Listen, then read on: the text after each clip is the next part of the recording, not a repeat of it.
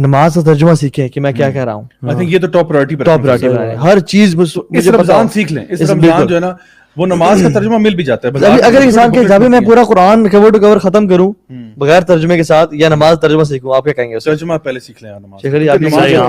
نماز تو آپ روز پڑھنی ہے نا. قرآن تو چلو ٹھیک ہے, وہ تو اسٹیپ 2 ہے, پہلے تو نماز کو سیدھا کریں نا. جو چیز آپ کے ٹرانسفارمیشن کا باعث بن رہی ہے نا یار, اس میں آئے. اپنی زندگی میں نا لاسٹ 10 سال میں سوچیں کہ میرے کون سے پریشیس مومنٹس تھے جو مجھے آج تک یاد ہیں, دیٹ واز اسپیشل. چاہے آپ کا وہ چھت پہ جانا, چاہے آپ کا رات کو اکیلے اٹھ کے سجدہ کرنا, یار وہ کریں, اس ایکسپیرینس کو دوبارہ یوٹیلائز کریں. You miss that experience, do it again. اور نماز کا ترجمہ سیکھیں کہ میرا. اچھا پھر ایک اور حدیث میں کو بتاتا ہوں, ایک امیزنگ سبحان اللہ حدیث ہے. اس کو حدیث کو یاد کر لیں کہ اللہ تعالیٰ کے کلمات ہیں کیا.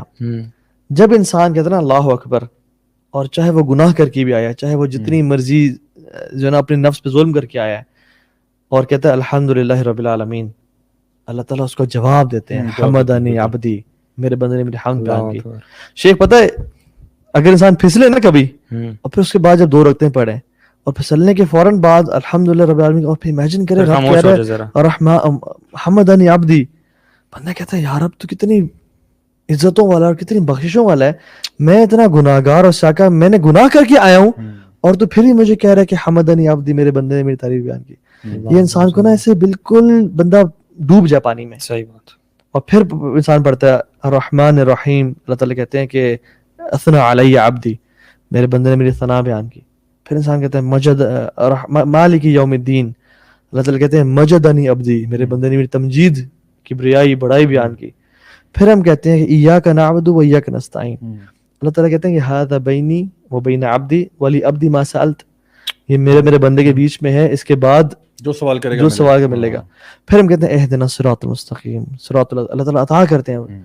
ہم میں سے کتنوں نے احادیث یہ پڑھی ہیں اور ہمیں یہ حفظ اور یاد ہے کہ میرے رب اس ٹائم کیا کہہ رہے ہیں. پھر پاز کرنا اور امیجن کرنا کہ اللہ تعالیٰ جواب دے رہے ہیں. ہم تو جواب دینے کا موقع ہی نہیں دیتے نا. الحمدللہ رب العالمین الرحمن الرحیم, جس طرح ٹربو پہ پڑھ رہے ہیں وہ تو جواب تب ہوگا نا جب آپ آرام سکون سے پڑھیں گے, خوشبو سے پڑھیں گے, آپ کو پتہ ہے آپ کیا کہہ رہے ہیں. اور دیکھیں جو بھی آپ نے اللہ تعالیٰ کی حمد و ثنا بیان کی, اللہ تعالیٰ کی کبریائی بیان کی, اس کے بعد جو آپ سوال کر رہے ہیں نا اہدنا الصراط المستقیم, یہ سوال یہ جو آپ اللہ تعالیٰ سے کر رہے ہیں کہ اللہ مجھے ہدایت دے صراط مستقیم کی, یہ کتنی ویلیوبل چیز ہے. مطلب ہم لوگ اکثر اوقات نا ہدایت کو بہت ہلکا لے جاتے ہیں. آپ کے پاس دنیا کی کوئی نعمت نہ ہو اور ہدایت ہو, آپ بڑے کامیاب آدمی ہیں. آپ کے پاس دنیا کے $1 ٹریلین ہونا لیکن ہدایت نہیں ہے, تو آپ سے بڑا ناکام آدمی کوئی نہیں ہے. اور آپ مانگ تو رہے ہیں لیکن آپ ایفرٹ کتنی کر رہے ہیں. آپ کہتے رہے ہیں ہر نماز میں اہدنا الصراط المستقیم, اور فرائض میں 4 دفعہ, اور پھر آپ ملٹی پلائی کر لیں. ہماری پھر نمازیں وہ فزیکل ایک وہ رہ گئی ہے, اس کا ہماری زندگی پہ اثر کوئی نہیں. میں ایک نا ٹپ دوں, میں نے ایک شیخ سے سنی تھی, بڑی مجھے تو اپنے لیے بڑا جیم لگا. اور یہ ایک نا اگر کوئی آپ میں سے چاہتا ہے تو اس کو غور سے سنیں. نمبر 1 ایک یہ, جو شخص چاہتا ہے کہ اپنی نماز میں خشوع لے کے آئے اور اس کو خشوع فیل ہو, وہ اپنی جنرل لائف میں خشوع لے کے آ جائے. کیونکہ نماز میں خشوع اسی انسان کو ملتا ہے جس کی زندگی میں عام طور پہ خشوع ہوتا ہے. وہ اپنی زندگی اللہ تعالیٰ کے کانشیس میں گزارتا ہے کہ مجھے رب میرا دیکھ رہا ہے, میرا اللہ مجھے دیکھ رہا ہے. جو اپنی زندگی جس کے حلال حرام کا معاملہ, جس کے جب اکیلے کمرے میں ہے خشوع نہیں ہے, تو he will never attain خشوع in salah, because خشوع in salah is dependent on your خشوع in daily life, and you will get it once you have خشوع in your daily life. صحیح بات. یہی تو وجہ ہے کہ ہمیں خشوع نہیں مل رہا. ہماری زندگی کیسی ہے اور ہم پھر نماز کی طرف آتے ہیں تو پھر کیا کر لیتے ہیں. اچھا دیکھیں صحابہ کا جو طرز زندگی تھا نا, اب وہاں پہ کوئی تفسیر لیکچر اور یہ اس قسم کی چیزیں نہیں تھیں. اس میں زیادہ پتہ کیا تھا, ان کی نماز ہی ان کی تفسیر سیشن ہوتا تھا. اور صحابہ کا ایک یہ معمول بھی تھا, اور مطلب نبی کریم صلی اللہ علیہ وسلم کا بھی, کہ جب کوئی آیت بہت ہٹ ہو رہی ہے نا اس کو ریپیٹ کرتے تھے. یعنی ایک آیت جو ہے اس کو ریپیٹ کیے جا رہے ہیں حتیٰ کہ لوگ جو ہے نا وہ کہتے تھے کہ آج ہمیں اس آیت کا مطلب سمجھ میں آ گیا. حالانکہ کچھ اور نہیں کہا. ہماری طرح نہیں کہ وہ بیٹھ کے تفسیروں کے اوپر سیشن ہو رہے ہیں اور بتا رہے ہیں اس کا یوں مطلب بھی ہو سکتا ہے, یوں بھی ہو سکتا ہے. وہ ایک آیت جس انداز میں پڑھی جا رہی ہے نا, جس انداز میں وہ پڑھی جا رہی ہے, جس انداز میں اس کی تلاوت کی جا رہی ہے اور بار بار کی جا رہی ہے, ہر سننے والے کو سمجھ میں آ گیا کہ اس کا مطلب کیا تھا. ہر سننے والے کو سمجھ میں آ گیا. تو یہ یعنی آپ سوچیں کہ صحابی گزرے حضرت عائشہ کے گھر کے حجرے سے باہر نا, اور انہوں نے دیکھا حضرت عائشہ تلاوت کر رہی ہیں اور ایک آیت ریپیٹ کر رہی ہیں. فوقاہم اللہ شر ذالک اليوم ولقاہم نظرۃ وسرورا، کہ اللہ نے ان کو بچا لیا اس دن کے شر سے اور سرور میں اور اچھے باغات میں انٹر کر دیا. کہتے ہیں میں گزرا، کہتے ہیں میں اپنا کام وغیرہ کاج کر کے واپس آیا and she was still crying and she was saying فوقاہم اللہ شر ذالک اليوم. مطلب she was reciting again and again کہ اللہ نے ان کو اس دن کے شر سے بچا لیا.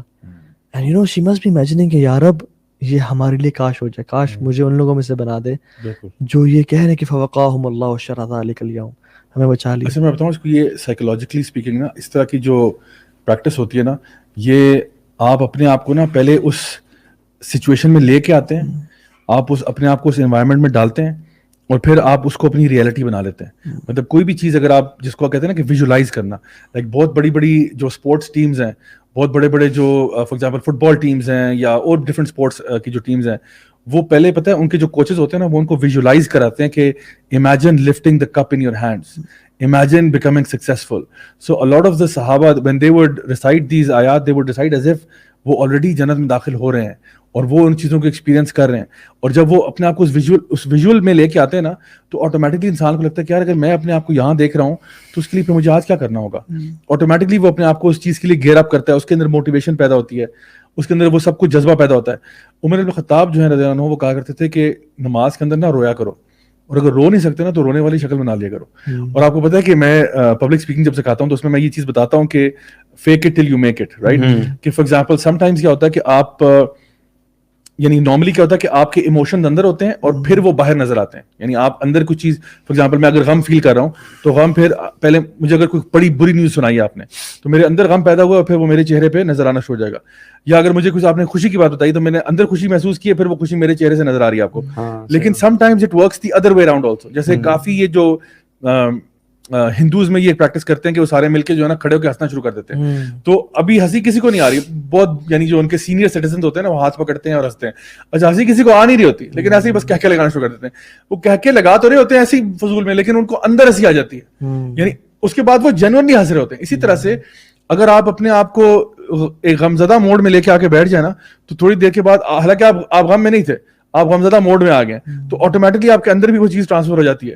سو کبھی کبھار کیا ہوتا ہے کہ آپ جب نماز پڑھنے کے لیے جا رہے ہوتے ہیں نا تو آپ اپنے آپ کو جان بوجھ کے کہتے ہیں کہ یار میں نے ہمبل کرنا ہے اپنے آپ کو. میں may be I am not feeling so humble right now, لیکن ایٹ لیسٹ مجھے، کیونکہ دیکھیں نماز کی جو پوسچرز ہیں وہ بھی سارے ہیوملٹی والے ہیں. آپ سر جھکا کے کھڑے ہوتے ہیں، سجدے کی جگہ پہ دیکھ رہے ہوتے ہیں، سر جھکا ہوتا ہے، آنکھیں نیچے ہوتی ہیں، یعنی ہاتھ بندے ہوتے ہیں. بالکل آپ ایک تمیز، یعنی یہ اگر آپ ایک بندے کا پوزیشن دیکھیں جو نماز کے لیے کھڑا ہوتا ہے، یہ بڑی عاجزی اور انکساری والا پوسچر ہے.